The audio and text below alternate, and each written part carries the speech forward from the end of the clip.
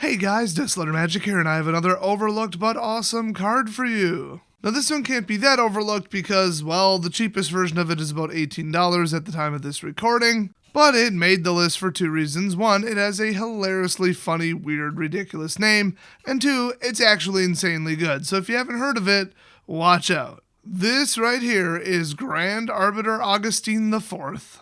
Yep, they fit all of that on a card.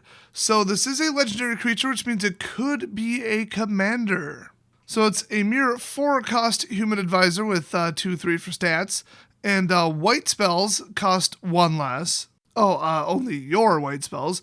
And then blue spells you cast cost 1 less to cast. And then there's the fun little effect of spells your opponents cast cost 1 generic more to cast. So your spells get a little bit cheaper, their spells get a little bit more expensive, and that's a wonderful start. So normally I'd say, okay, it's a neat little interesting card, but these are famous control colors, and of course you guys know that my main commander deck is blue-white. It's called the Don't Swing At Me deck, and every time anybody attacks me, something bad happens to them and or their creatures, especially if all their spells cost 1 more and mine get reduced by 1 to 2 mana. Now of course, according to the rulings and how the rules work, this can only reduce the cost of the generic portion of a spell cost, and if it's a blue and white spell, you get to reduce it by 2.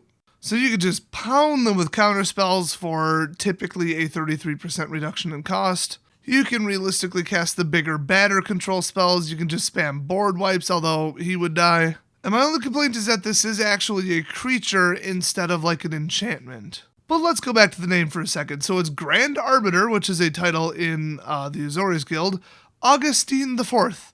Well, how prestigious sounding. I mean, what happened to the first 3? It really does make you wonder. But the fact that your counterspells have a little bit more bite now, and your white removal has a little bit more bite now, because they paid more for that permanent or spell that you're countering or exiling.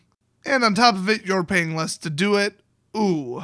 This can get out of control very quickly. So if you can somehow get away with it, you can actually use Spark Double or other similar cards that don't care about legendary status and just clone this over and over and over. Now that of course is a 4-cost blue spell, so it would be a 3-cost blue spell, and then if you were to clone Spark Double, it would also have the ETB ability to enter as another Grand Arbiter, except it would cost even cheaper. And if you can keep that clone going with a card like Quasi-Duplicate, which would also be cheaper, oh, you can just keep on going. So you'd be just about crazy to not put this in a commander deck of these colors. It's just such a blanket universal advantage over your opponents. I love it. And that explains why it has almost a $20 price tag. Now this was only printed twice. It was printed in Dissension and then in Modern Masters 1. Both not the most widely distributed sets.